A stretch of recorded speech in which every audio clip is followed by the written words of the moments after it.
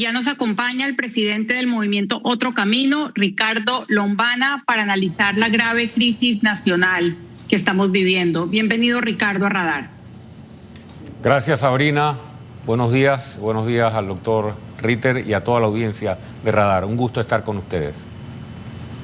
En la apertura del diálogo, un diálogo que no contaba con la asistencia de los principales grupos manifestantes, el presidente dijo que hay agendas políticas e infiltrados dentro de una protesta social legítima. ¿Qué piensa usted de esto? En primer lugar, la tónica ha sido que el presidente de la República y el gobierno nacional no han sabido leer la razón real y la causa real de la protesta y de la crisis social.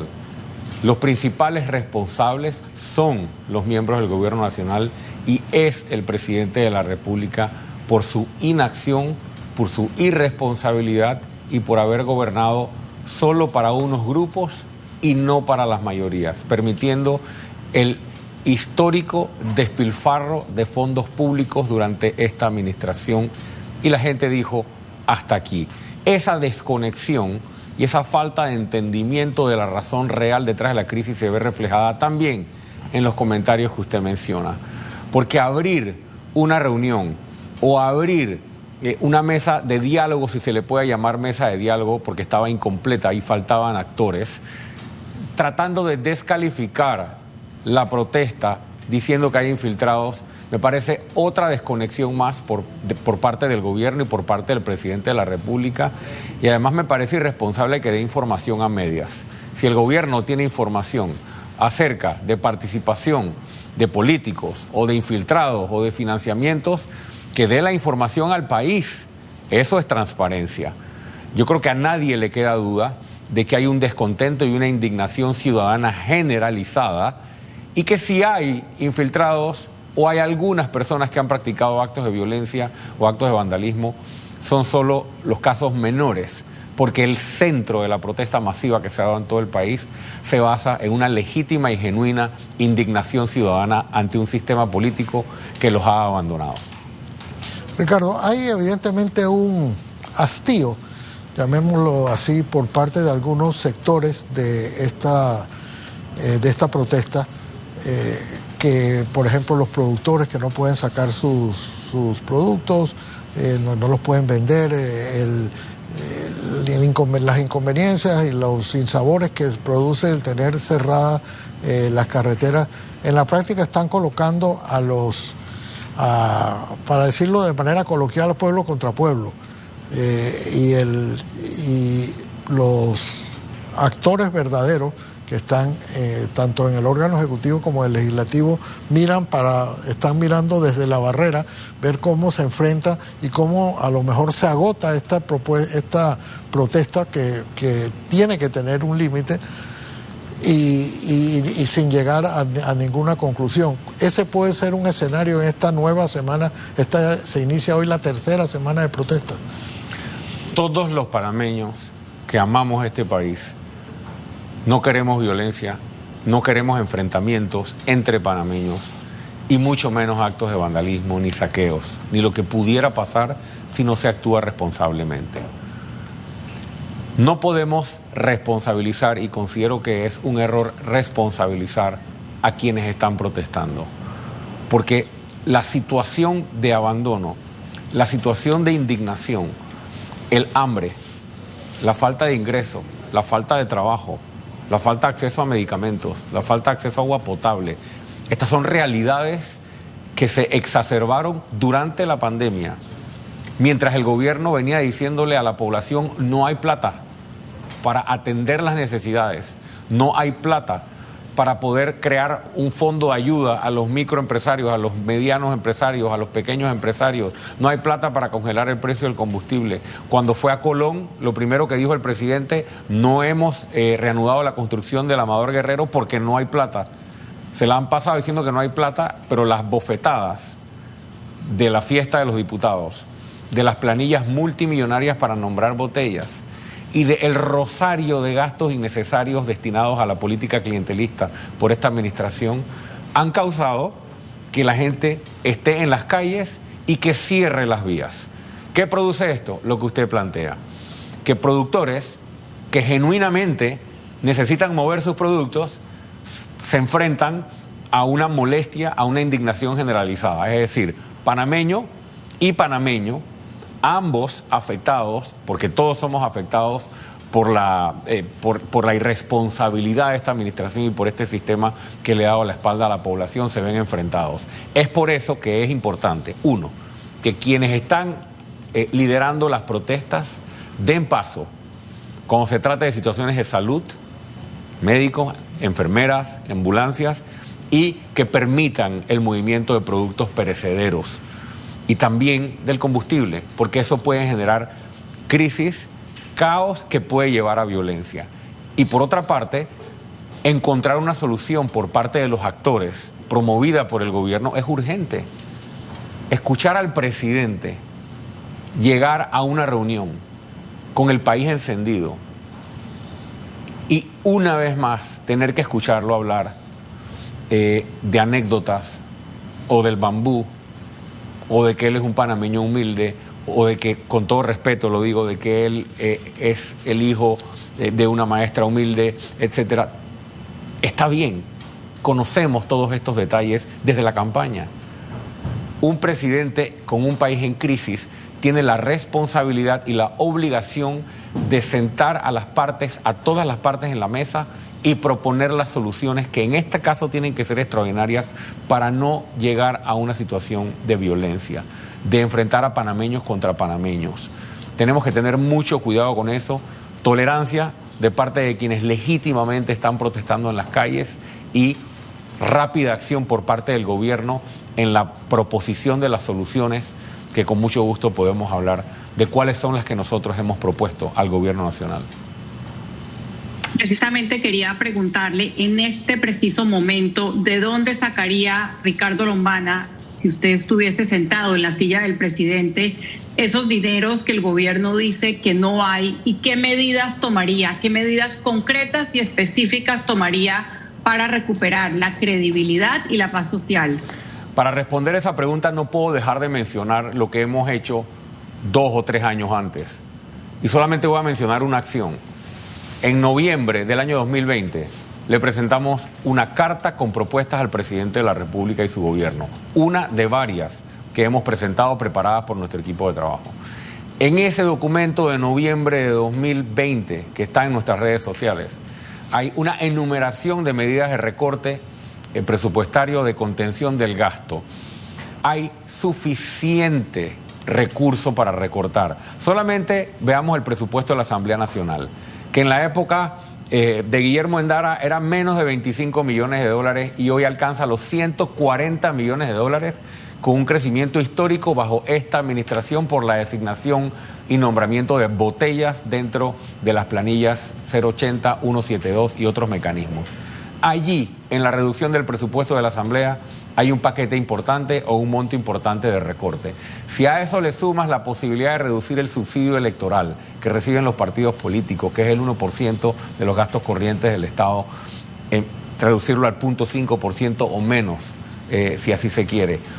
Viajes, viáticos, dietas, autos de lujo, compra o alquileres, gasolina, privilegios, consultorías, publicidad estatal, todo lo que tiene que ver con el diálogo del Bicentenario, que se gasta publicidad en esto, todos los recursos que hoy se destinan a doble salario, a gastos de movilización.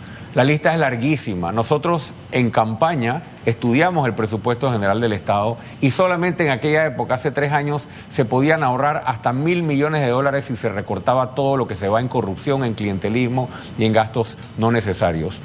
¿Y para qué recortar esos fondos? Que la lista es larguísima de la que se pudiera ahorrar.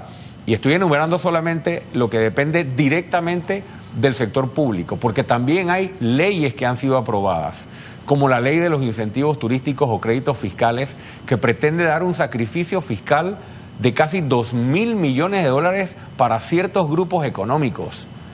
¿Cómo tú le puedes decir a la población que no hay plata para atender las necesidades básicas cuando estás aprobando este tipo de leyes, cuando estás garantizando este tipo de privilegios para ciertos grupos y cuando estás despilfarrando tantos millones de dólares para mantener un aparato político clientelista. ¿Qué hacer con todos esos fondos, Sabrina? Primero hay que recuperar la credibilidad. Esta crisis ya no es económica solamente, ya no es social solamente. Al gobierno ya nadie le cree. ¿Por qué? Porque se la han pasado mintiendo.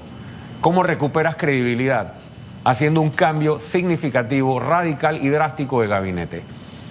Tiene que salir, si no todo el gabinete, un número importante de ministros, sobre todo el ministro de Economía y Finanzas. Y renovar el gabinete con figuras no vinculadas al PRD, con figuras independientes, no inscritas preferiblemente en ningún partido político, que le devuelvan algo de credibilidad al gobierno para entonces poder presentar propuestas que sean creíbles a la población. ¿Propuestas como cuáles?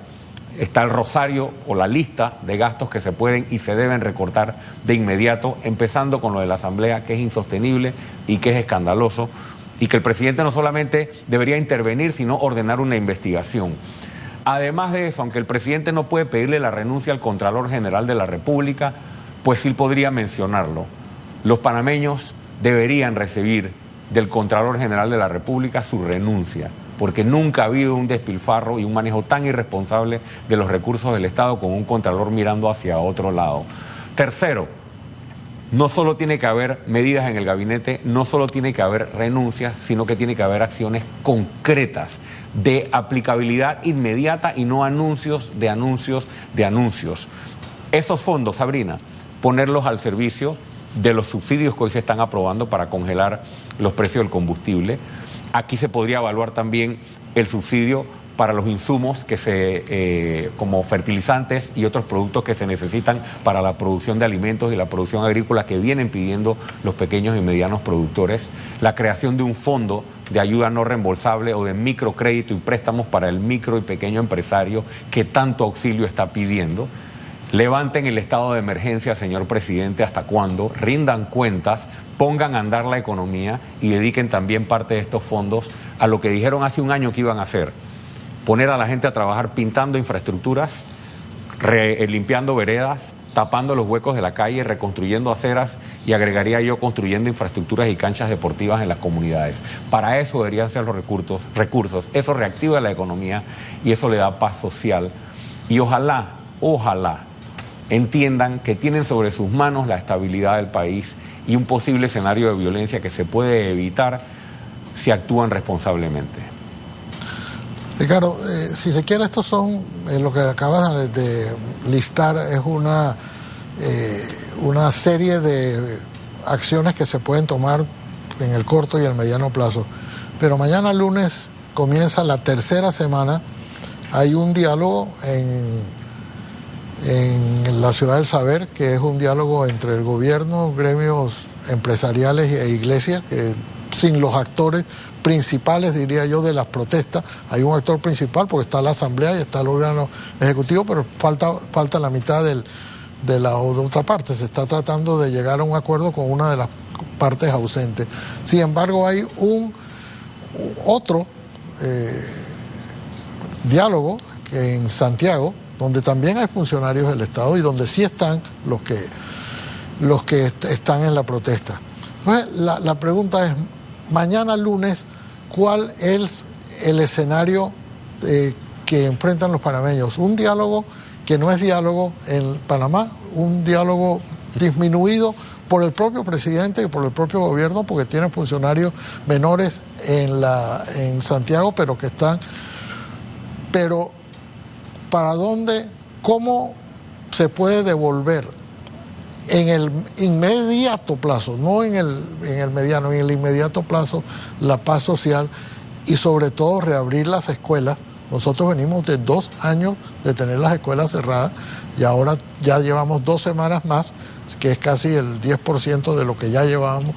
De manera que estamos ante una situación que requiere de unas medidas muy, muy urgentes, diría yo, para reactivar, para que la economía se vuelva a reactivar y los muchachos puedan volver a la escuela. Ya yo hablé en la pregunta anterior o mencioné un número de medidas concretas que se pueden tomar. Hablemos de lo específico para poder lograr un rápido resultado mañana lunes. Sí. Primero, no puede haber 2 diálogos. ni 3 ni 4. Tiene que haber un solo diálogo, tiene que estar el presidente de la República y tienen que estar incluidos los maestros, AEVE y las organizaciones que iniciaron esta movilización.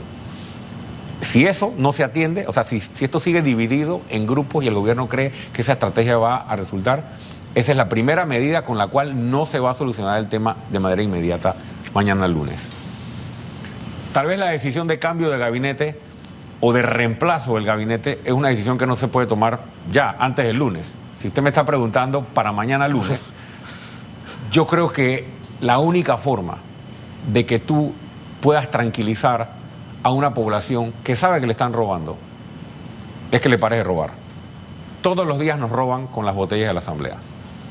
Todos sabemos que la cantidad de personas que están nombradas en la Asamblea no caben, ni la mitad de ellas en el edificio de la Asamblea Nacional. Eso quiere decir que hay muchas personas cobrando sin trabajar y que probablemente le devuelven parte de lo que cobran al diputado que los nombró. Si yo estoy en la calle, no tengo comida, mi hijo no puede ir a la escuela, no tengo agua potable, no tengo medicamentos, yo no voy a salir de la calle si tú no me dejas de robar. El PRD, que está en control de la Asamblea Nacional, y el PRD, que está en control del órgano ejecutivo, tiene que suspender las planillas en las cuales tienen nombradas a un montón de botellas que todos los días le están robando al panameño. Eso se puede hacer de manera inmediata y eso sacaría a la gente de las calles y traería tranquilidad al país porque sería un compromiso real. Ricardo, entre las medidas concretas que usted mencionó el tema de los incentivos fiscales, porque es que la realidad es que si uno oye las consignas de los manifestantes, la corrupción no solamente está en el sector público, está también en el sector privado. Y hay muchas de esas medidas que han venido a beneficiar a donantes de campaña y a personas allegadas del gobierno. A pesar de que eso es bastante evidente para los analistas, el gobierno parece no verlo y responder a eso con, digamos, narrativas que ya conocemos o con ataques personales. ¿Por qué piensa usted que el gobierno está tan, digamos, negado a ver la realidad de cuánto le está costando estos subsidios a multimillonarios, de cuánto le está costando este constante, digamos, patrocinar esta corrupción tanto en el sector público y el sector privado? ¿Qué hay detrás? ¿Simplemente ceguera o hay algo más detrás? Yo pienso que hay algo más, pero antes de tal vez ir a ese punto, es lo que mencionabas al principio, entender que la molestia y el cabreo, y perdonen la palabra, ciudadano, no es solo con la corrupción del sector público, es con la corrupción del sector privado también. Porque aunque no podemos generalizar, no todos los miembros del sector público son corruptos, no todos los miembros del sector privado son corruptos, pero sabemos que hay grupos en el sector económico, en el sector privado, que se han asociado con gobiernos y que históricamente han saqueado el país. La gente está harta de eso, de esa asociación que también es parte de la razón que tiene la población en abandono. Entendiendo eso y entendiendo que ese es parte central de la molestia ciudadana que se ve abandonada o el pueblo que se ve abandonado, hay que ir a las causas. Y yo considero que el gobierno no actúa con respecto a eso, primero porque se comprometió en campaña, es decir, los compromisos adquiridos durante la campaña, tal vez en términos económicos o en términos de donaciones o en términos de participación tal vez de un futuro funcionario cuando se estaba en campaña en estos negocios, hace que ese lazo ahora no se pueda romper y que de todas maneras el gobierno quiera cumplir o siente que tiene un compromiso con esos grupos económicos. Y segundo, yo no descarto también, Sabrina, la incapacidad o la ineptitud, porque se está demostrando, a pesar o aparte de la asociación con la corrupción y la participación en la corrupción del gobierno nacional, se está demostrando también desconexión, incapacidad y esa falta de lectura de que no es solo eliminar o recortar gasto público, sino también eliminar los subsidios para grupos económicos que no lo merecen, que no lo requieren y que no lo necesitan. Y en lugar de eso deberían estar obviamente apoyando al mediano, al pequeño y al micro. Me parece que es parte de la lectura que debemos hacer de el irresponsable rol que ha jugado el gobierno nacional en esta crisis. Bueno, le agradezco mucho haber puesto en palabras lo que muchos hemos estado opinando y analizando de esta realidad.